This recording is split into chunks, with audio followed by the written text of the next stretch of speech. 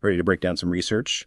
This paper, AI for Low Code for AI, explores how visual programming and natural language processing can work together to build AI systems, even for those without a traditional coding background.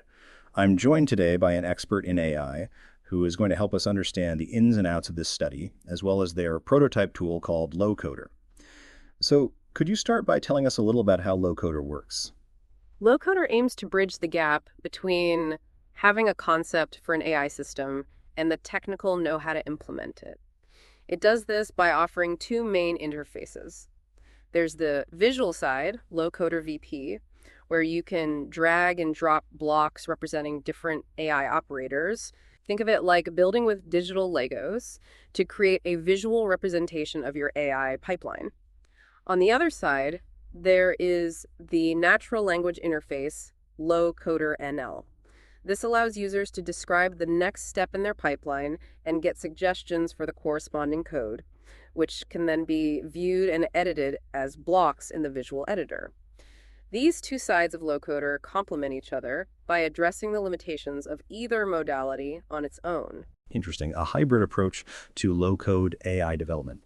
Let's talk about the natural language interface, LowCoderNL. It's powered by AI, right? The paper mentions that the natural language interface uses a fine-tuned Code T5 model. Could you explain what that means? That's correct. LowCoderNL uses a technique called fine-tuning, which is a way to adapt a pre-existing AI model to a specific task. The Coda T5 model the researchers chose was originally trained on a huge amount of general programming code, which means it already understands a lot about code structure and syntax. To make it work for LowCoderNL, it was then further trained on a data set of natural language queries and Sklern operations, which the paper describes as being extracted from Kaggle notebooks. This process helps the model learn to associate specific words and phrases with their corresponding code, so it can accurately suggest Sklern operations when a user enters a natural language query. That's clever. There are a lot of different AI models out there. Everything from massive large language models like GPT-3 to smaller, more specialized models. The paper discusses exploring various models, such as different sizes of Code T5 and Code Gen. What did the researchers learn about selecting the right-sized model for this kind of tool? The researchers discovered that selecting the right size model involved a trade-off between accuracy and efficiency.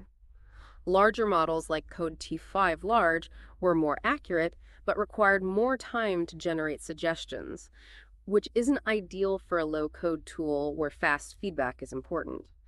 Ultimately, they found that a mid-sized model, Code T5 base, struck a balance between accuracy and speed, making it a better fit for LowCoder. Why is efficiency so important for a low-code tool like LowCoder? Well, imagine having to wait for several seconds every time you ask LowCoderNL for a suggestion. That would really disrupt the flow of building and experimenting, wouldn't it?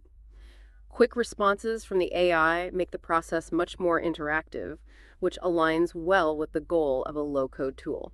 You mentioned that the paper discusses user studies to evaluate the effectiveness of LowCoder, and specifically LowCoderNL, which is the natural language interface.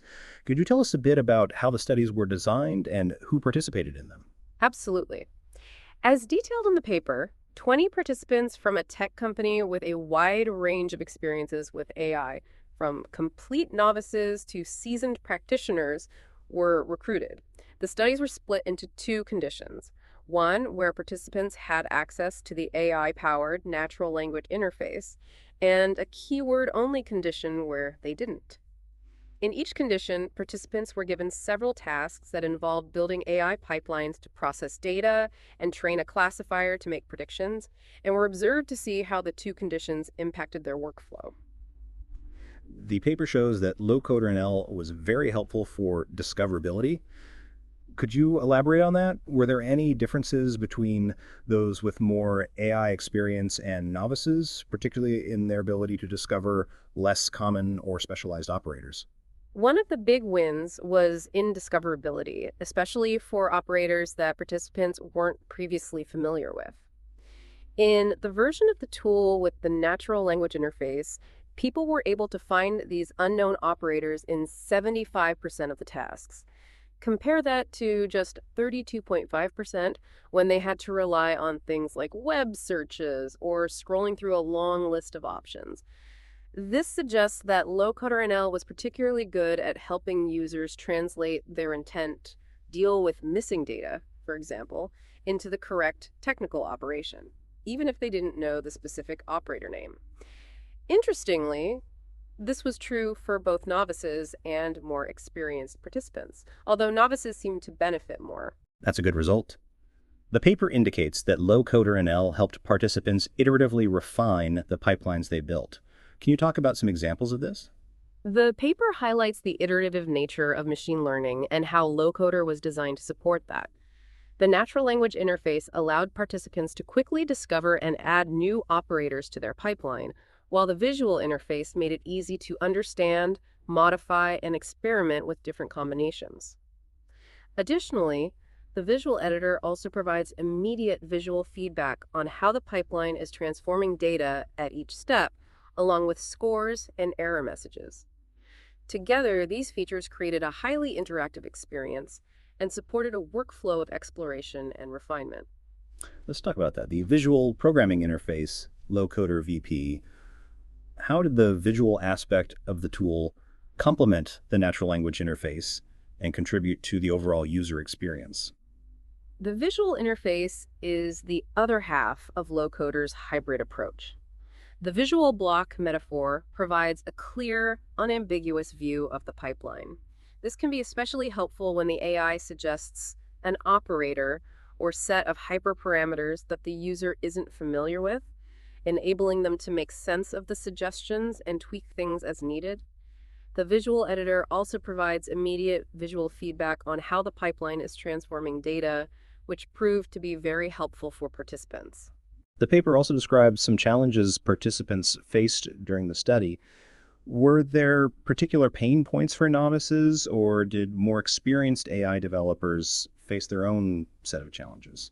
One of the key challenges for participants, particularly novices, was not knowing what they wanted to achieve, even before considering how to implement it in the tool, which really highlights the experimental nature of machine learning.